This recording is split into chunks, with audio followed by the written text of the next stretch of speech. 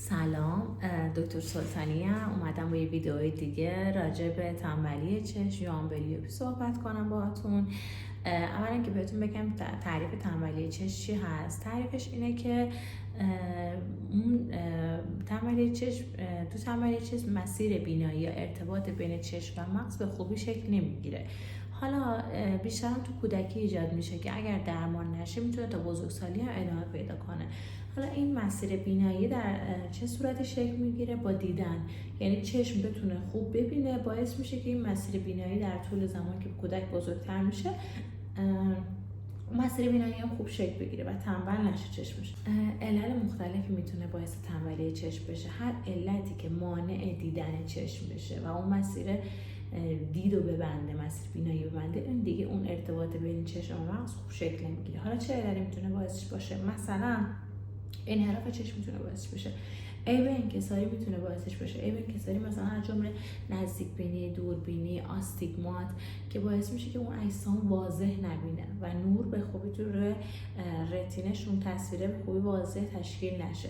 و انسداد مسیر بینایی مثل آب مروارید مادرزادی هم میتونه از علل تنبلی چشم باشه. از علائم تنبلی چشم میتونه کاهش دید باشه، درد چشم، احساس ناراحتی تو چشم و احساس اینکه نتونه خوب تمرکز کنه و گاهی حتی به دنبال کاهش دید و تنبلی چشم میتونه منجر به انحراف بشه. یعنی هم خود انحراف میتونه تنبلی چشم بده و هم اون کاهش دیده و تنبلی چشم میتونه انحراف چشم بده.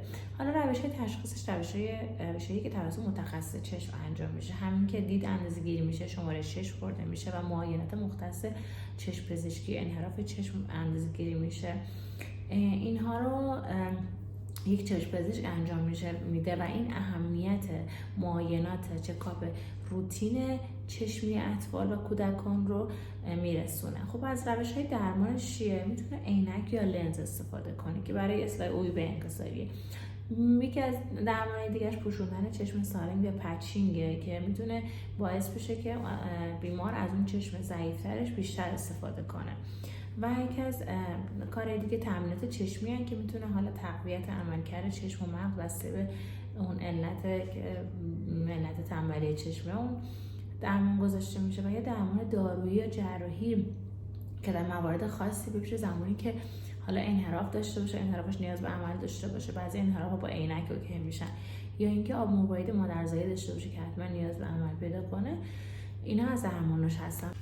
در نهایت درمان زود هنگام، تشخیص زود هنگام تنبلی چشم میتونه نتایج بسیار بهتری داشته باشه و در نهایت دید و حتی به سطح طبیعی بازگردونه. خیلی ممنون که تا انتها ویدیو رو دیدین. ممنون میشم که کانال رو سابسکرایب کنید، ویدیو رو شیر کنید و کامنت ها نظراتتون و سوالی دارین بپرسید. خیلی خوشحال میشم. ممنون. خدافظ.